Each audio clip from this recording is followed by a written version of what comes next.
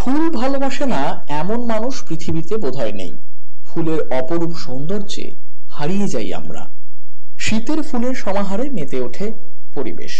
ফুলের ডালি সেজে কলকাতা কর্পোরেশনের বড় একে শুরু হলো পুষ্প প্রদর্শনী।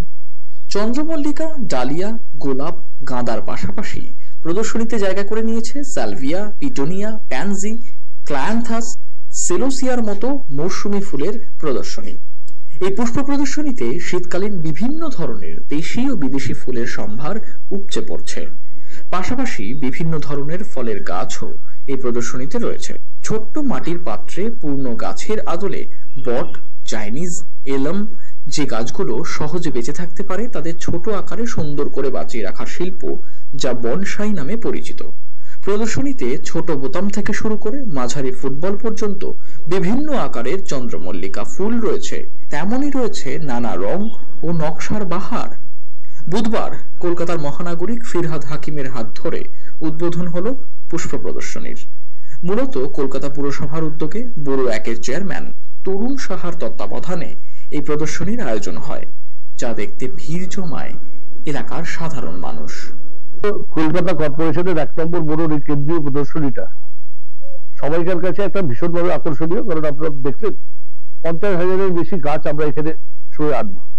আর তার সাথে সাথে গ্রিন সিটি প্রজেক্টও আমরা নতুন করে 4 নম্বর ওয়ার্ড, 5 নম্বর ওয়ার্ড, 2 নম্বর ওয়ার্ডে প্রায় 50,000 গাছ লাগাতে পেরেছি।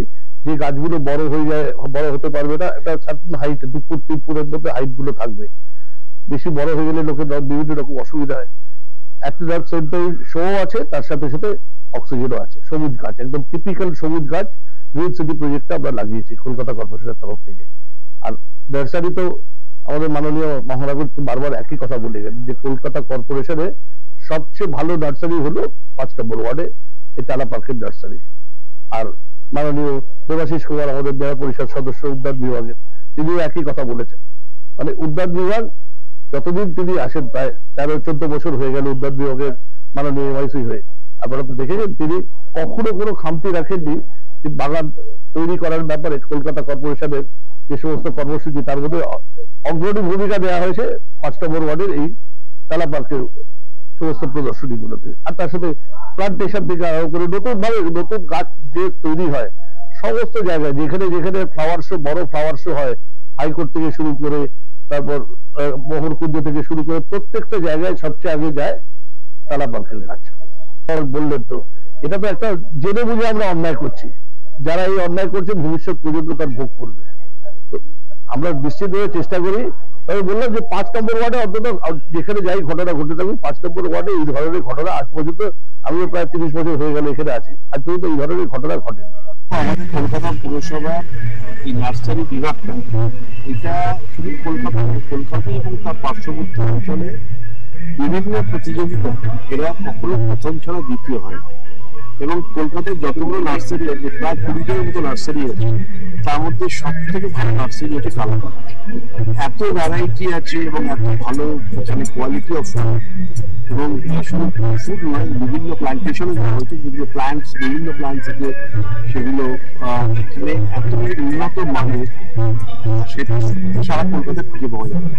আমি পুরো কৃতিত্বটা এই যে যারা কাজ করেন, আমাদের যারা মালি আছেন, পার্টনার, যারা বোটানিস্ট আছেন, এবং আমাদের এখানকার যিনি বড় চেয়ারম্যান অত্যন্ত যত্ন নিয়ে কাজটা করে, তাদের সকলকে আমরা অনেক দেখো, আইন তো আছে, মানুষকে খুন করলে তার শাস্তি পেতে, তাদের তো খুন চলছে, করার নেই, এটা থাকবে।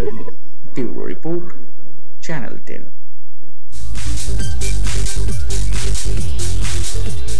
শুক্রবার অ্যাডামাস বিশ্ববিদ্যালয়ে অনুষ্ঠিত হলো প্রতিষ্ঠানের 7ম সমাবর্তন অনুষ্ঠান।